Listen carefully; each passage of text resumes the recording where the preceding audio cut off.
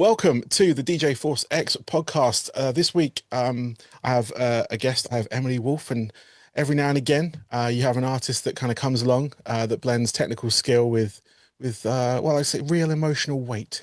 And Emily here has been doing it for well over a decade now, I believe. And from her early kind of blues-driven roots to her new single Lips, I feel that she's stepping into a new chapter in this within her musical career. And today we're going to talk about that, some collaborations, maybe some guitars, who knows, and the kind of creative hunger that keeps you evolving.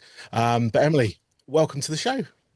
Thanks for having me. I'm stoked. That's right, absolutely my pleasure. How you doing today? I'm great. I'm great. Did my Yeah, routine this morning, watched the birds, fed them. I got a ton of backyard birds that it's amazing. I don't know, I feed them in the morning. Yeah, that's good. I love it. I love it. What I'd like to do on my show is with sort of, I mean, you're not a new artist in the greater sense, but with because my predominantly my audience is British here in England.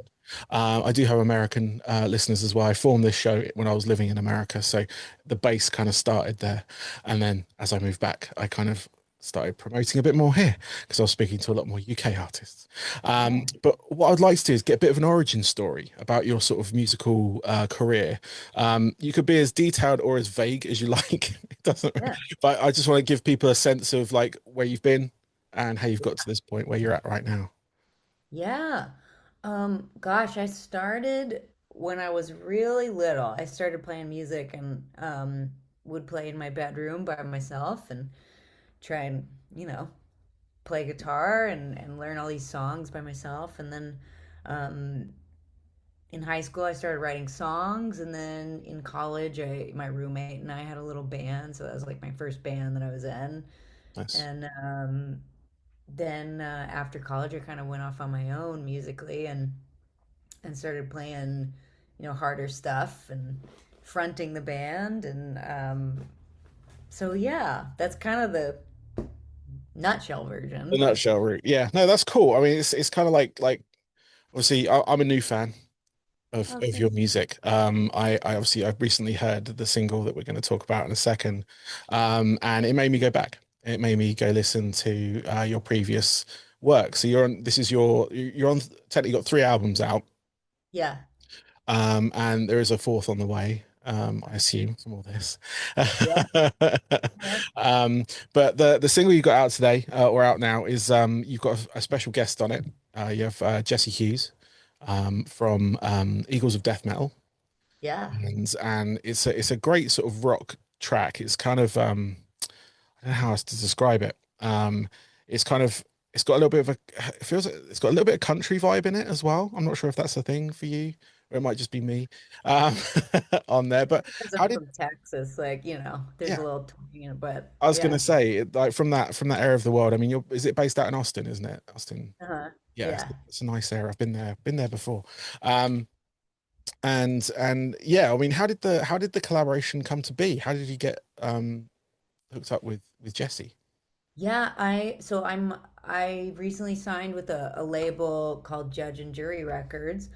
And they had a relationship with Jesse from Eagles of Death Metal, and they said, um, I feel like this could be a cool collaboration. Like, have you heard of this band? And I was like, are you kidding me? Like, I love Eagles of Death Metal. I've Yeah, always been a fan. And so yeah, they put us in a room and we made Lips, and nice. that was kind of it. Yeah. Yeah, I mean, it's a great track. I mean, if everyone go listen to it, I mean, they can stop this interview now and go, it's out now. They can go stop this and go listen to it. And there's also a B-side as well, called, was it Crave Me? I think it was called. Yeah. Yeah, Crave. Yep. that kind of took me by surprise because like not so much as like it wasn't like quite it was there was another track. Yeah. Um, like normally it's like a single, it's one single track, and you're like okay, and then you move on to the whatever's in the playlist or the next album. But this I was like, oh, what's this? Because I have like random kind of set on after my listen to tracks on streaming services. It has like a random feature or like an item, like similar artists, Uh-huh. and it kicked into that, and I was like, it's got the same artwork. I realized the Yeah. B-side. But that's a really good track as well. Because that's you and Judge and Jury. Is that right? Yeah, so that one, yes, it's no other artists on it, but yeah. So yeah, Okay. Judge and Jury is the label, and that's kind of what they started doing these days. I think is like adding kind of the name of the label to a thing to like kind of promote Okay. yeah, That makes even sense. wider audience. But yeah, Because yeah, I was wondering, because it's down as like your name, Emily Wolfe, and it's got hmm Judge and Jury next to it as well. And I was like, is that so no, I don't know the origins of the label, so I didn't know if it was a yeah, band originally and they do stuff like that. But okay, I yeah, guess yeah, that makes sense to get the name of the band, get the name of the label out there and everything. That does make yeah, sense. yeah, But it's a definitely. great track. I mean, like both of the tracks you've released on there, and like I said, I was going back and listening to a couple of your other like songs and stuff like Holy Roller, Yeah, and White Collar Whiskey. yeah. What else have I got listed here? You've got it's right here, sorry, it's Steady as well. But those come from your previous albums. You had your self-titled album out in 2019. Mm-hmm. Um, and then you had another one out called Outlier, Uh-huh. Outlier, and 2021. I'm just letting the Yeah. audience know what's out there. And Yeah. then you had Blowback in 2023 as well. Yeah. And yeah, I've just had those on kind of like repeat in like while I've been working today. It's really Oh good. man. Loving it. I think it's like it's a great music you're producing there, and it's good because it's like it's one of these things for me because I'm a brand new fan, so I'm just discovering all this, and it's Oh wonderful. man. Oh, Um, that's awesome. so it's great, and obviously with the single and everything you got coming out, was there plans for an album as well? Yeah, so it's interesting because like what we're doing is gonna release a bunch of songs, you know? So I feel like the next it won't necessarily be an album, but it's like the next thing probably in the next couple of months will be what we did just now, which is like a single and then like another one, you know? So Yeah. like a little A B thing.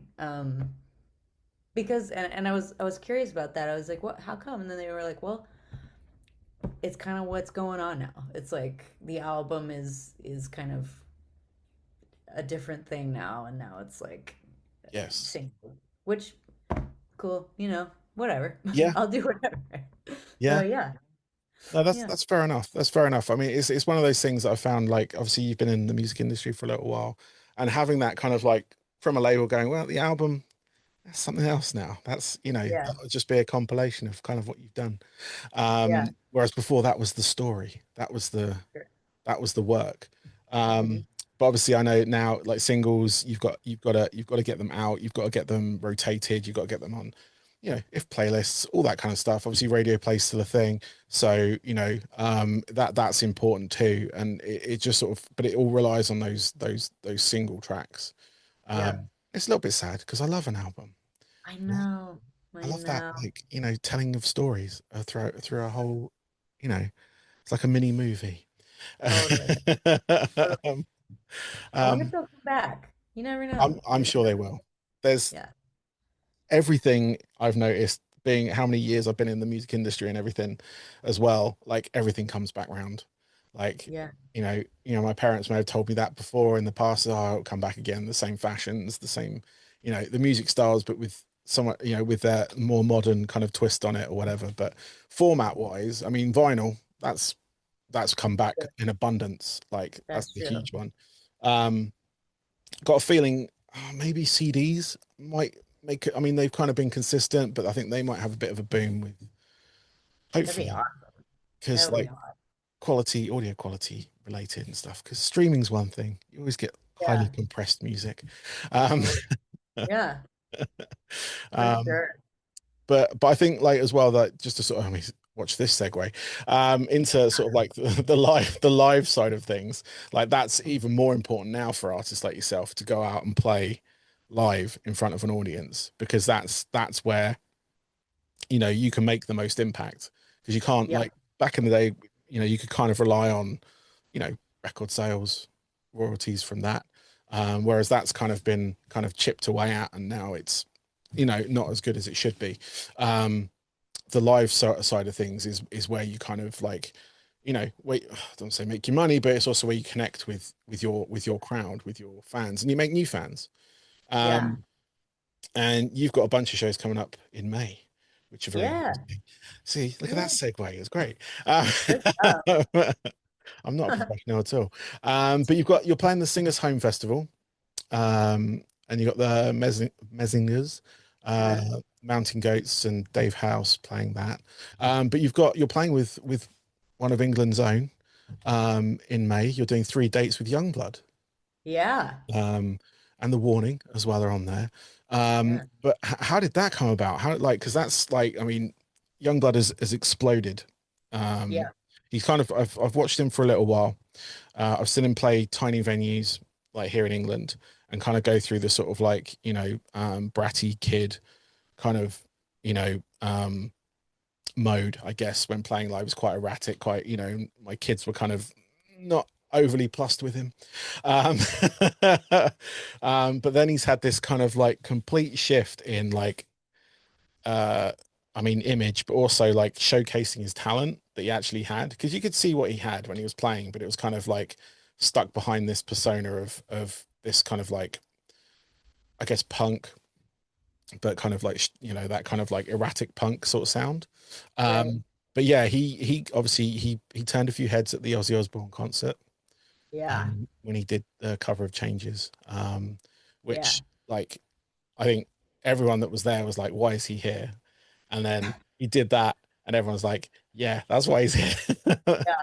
And it's kind of Totally. unfair. But how did those shows come about? Like, you kind of, I know they're kind of like near you because obviously there are a couple in one's in Arizona and two are in Texas. You got Phoenix, Arizona, the Arizona Financial Theater, Irvine, Texas at the Pavilion and Toyota Music Factory, and in Austin, obviously Yeah. hometown, if you will, at the Moody Amphitheater. But yeah, sorry, how did those shows come about for you?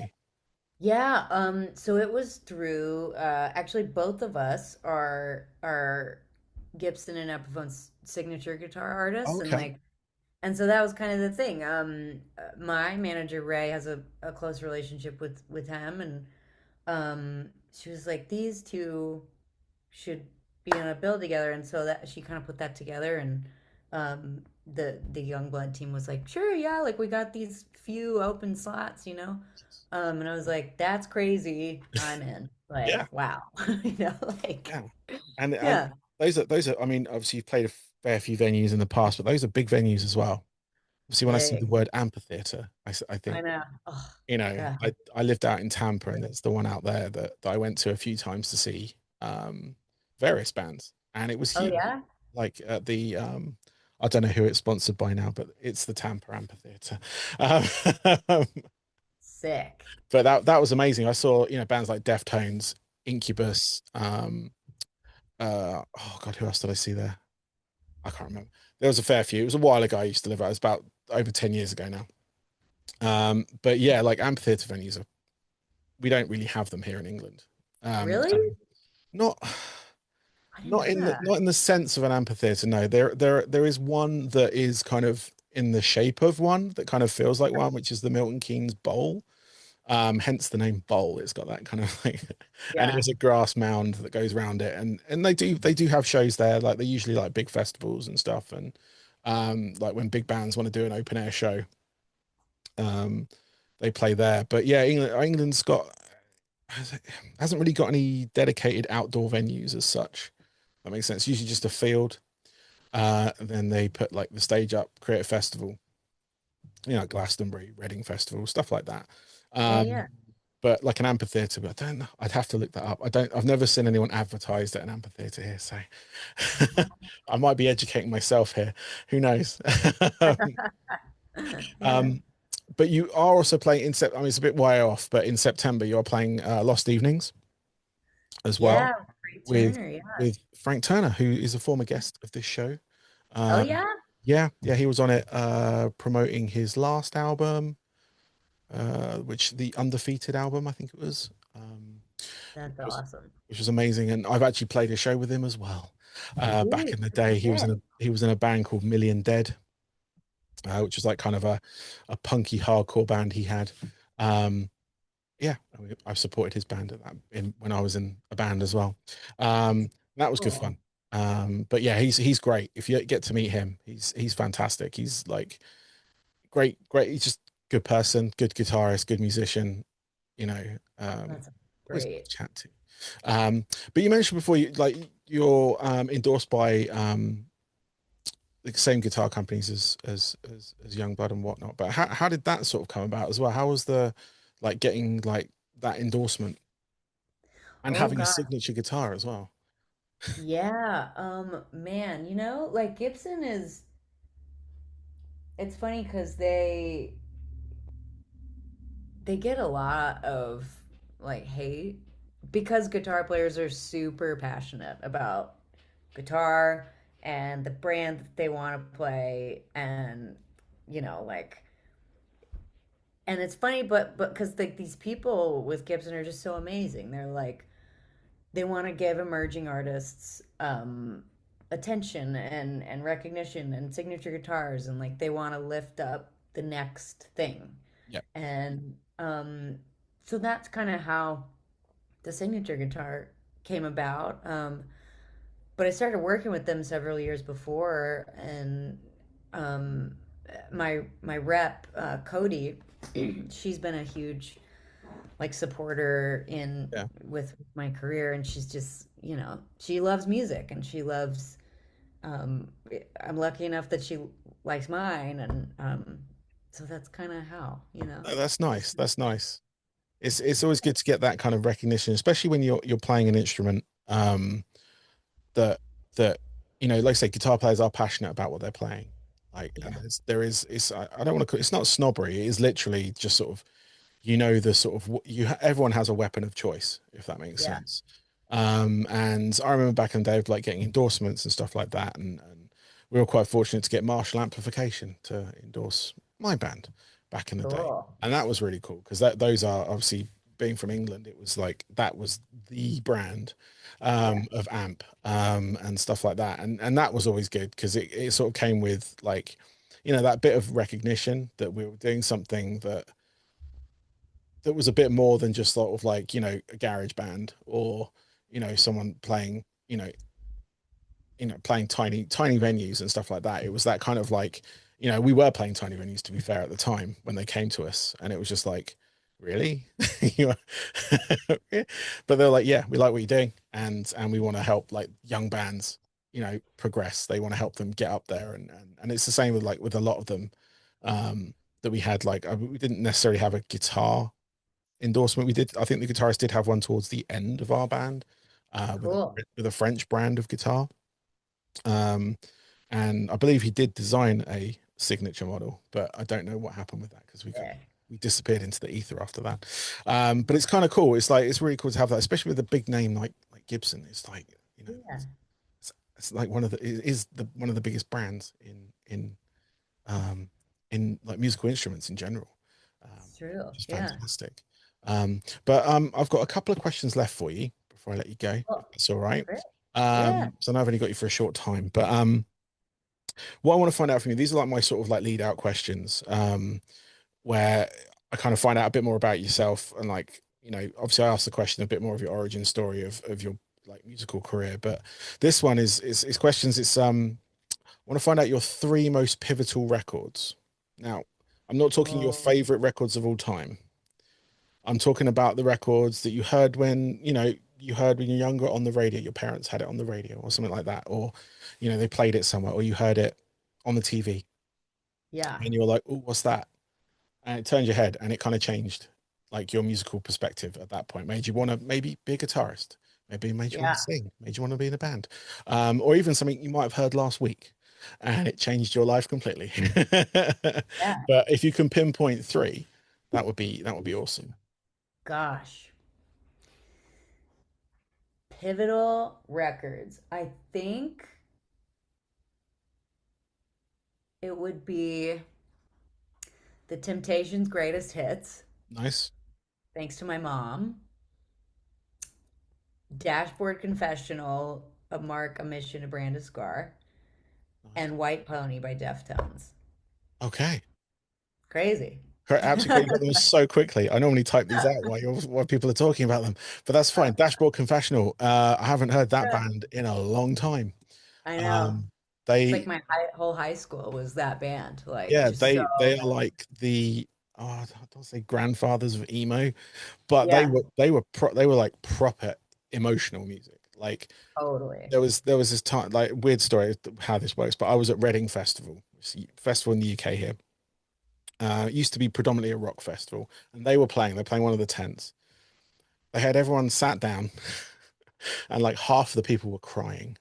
It was so like I like walked into this tent. So, oh, Dashboard Confessional, because at the time, like people I know were like into them, and so I'll go watch them because no one else was on that I wanted to watch at the time. So I was going into a tent out of the sun, and I'm looking around. People are like, they were literally sat down and were crying. Like it was a very emotional show, Wow. and it was really sort of like, I guess it was a powerful moment for them because I'd missed the point of that sort of happening. Yeah, Um, but yeah, I've always kind of like thought of them as like the like out of the sort of like post-hardcore movement that where emo sort of came from, and the sort of totally. punk movement that came out as well. But Dashboard were or still are the grandfathers of them all. They're not that old, but in the terms of music, it was just kind of like, yeah, it was yes, I just not heard that band. I'm gonna have to go back and listen to them, I think, because I haven't heard them for ages. Um, Yeah.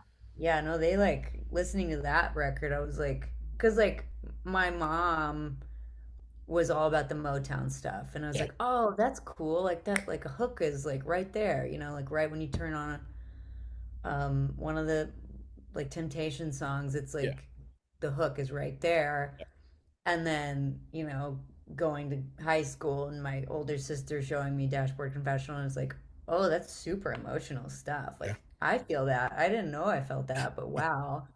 And then White Pony is just Yes, like so, and like, that that's so sick. that So, is, yeah. White Pony is up there in my top albums of all time.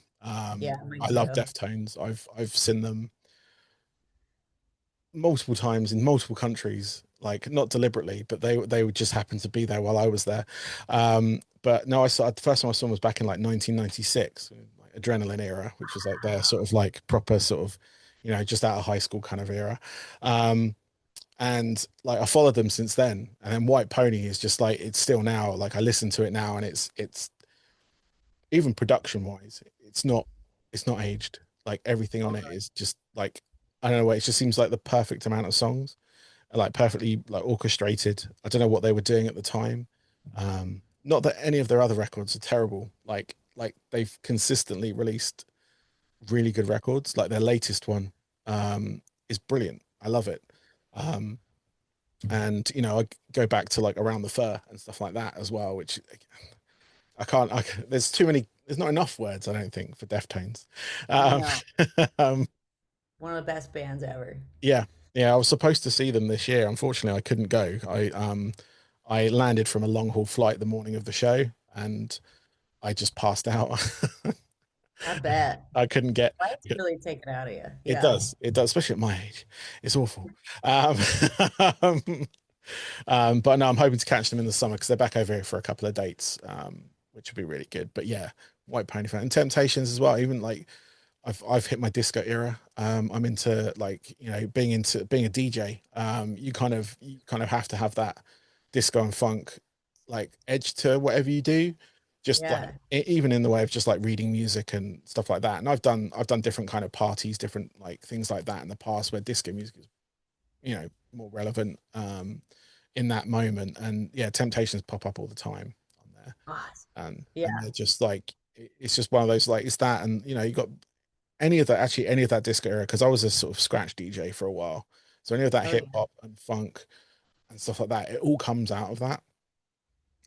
All the breaks and everything from whenever you're using whenever you want to extend a break, it's usually from something like that. And even the production on those, again, the production on those things is fantastic. Like So I had cool. stuff playing on here the other day, and it was just like it was an old. Actually, it was Bee Gees to be fair. Um, but the production on it, you could hear everything. The bass and the drums were just amazing, Yeah. And it is that kind of funky disco era like stuff, and it's just Yeah. I'm gonna go I listen to a love whole bunch of these. stuff after this. So Yeah. you've got me wanting to listen to more of this. But I got one last question for you, Emily, if I may. Yeah. What are your hobbies away from music now? Oh man. Yeah. I love I love bird watching. Okay. Love it.